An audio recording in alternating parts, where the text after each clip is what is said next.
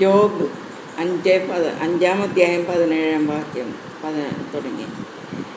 ദൈവം ശാസിക്കുന്നവൻ ഭാഗ്യവാനാണ്. സർവശക്തൻ്റെ ശാസനത്തെ അവഗണിക്കരുത്. അവിടുന്ന് മുറിവേൽപ്പിക്കും, എന്നാൽ വെച്ച് കെട്ടും. അവിടുന്ന് പ്രഹരിക്കും, എന്നാൽ അവിടുത്തെ കരം സുഖപ്പെടുത്തും. അവിടുന്ന് 6 കഷ്ടതകളിൽ നിന്ന് നിന്നെ മോചിപ്പിക്കും. 7ാമതൊന്നും നിന്നെ സ്പർശിക്കുകയില്ല. ക്ഷാമകാലത്തെ മരണത്തിൽ നിന്നും യുദ്ധകാലത്തെ വാളിൻ്റെ വായ്ത്തലയിൽ നിന്നും അവിടുന്ന് നിന്നെ രക്ഷിക്കും. സങ്കീർത്തനം 11:7. കർത്താവ് നീതിമാനാണ്. അവിടുന്ന് നീതിയുക്തമായ പ്രവൃത്തികൾ ഇഷ്ടപ്പെടുന്നു. പരമാർത്ഥ ഹൃദയർ അവിടുത്തെ മുഖം ദർശിക്കും. സങ്കീർത്തനം 12. മുഖസ്തുതി പറയുന്ന അധരങ്ങളെയും വീമ്പിളക്കുന്ന നാവിനെയും കർത്താവ് ഛേദിച്ചു കളയട്ടെ. സങ്കീർത്തനം 12:2.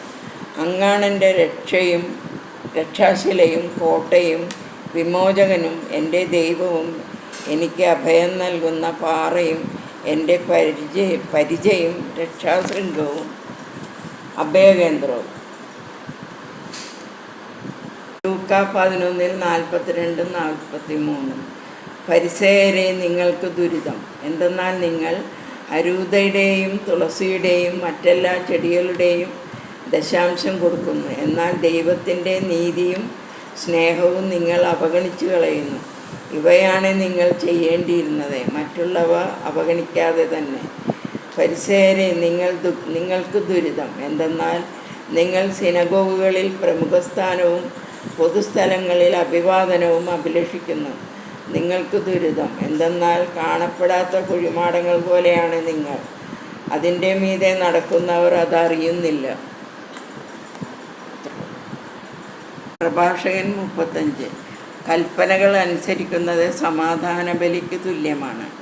ഭിക്ഷ കൊടുക്കുന്നവൻ കൃതജ്ഞതാബലി അർപ്പിക്കുന്നു. ദുഷ്ടതയിൽ നിന്ന് ഒഴിയുന്നത് കർത്താവിന് പ്രീതികരമാണ്. അനീതി വർജിക്കുക പാപപരിഹാര ബലിയാണ്. നിയമം പാലിക്കുന്നത് നിരവധി ബലികൾ അർപ്പിക്കുന്നതിന് തുല്യമാണ്. കരുണയ്ക്ക് പകരം കരുണ കാണിക്കുന്നത് ധാന്യബലിക്ക് തുല്യമാണ്. വെറും കൈയോടെ കർത്താവിനെ സമീപിക്കരുത്, എന്തെന്നാൽ ഇവയെല്ലാം അനുഷ്ഠിക്കാൻ നിയമം അനുശാസിക്കുന്നു.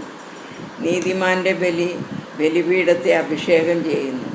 അതിൻ്റെ സുഗന്ധം അത്യുന്നതൻ്റെ സന്നിധിയിലേക്ക് ഉയരുന്നു. നീതിമാൻ്റെ ബലി സ്വീകാര്യമാണ്, അത് വിസ്മരിക്കപ്പെടുകയില്ല. കർത്താവിനെ മനം തുറന്ന്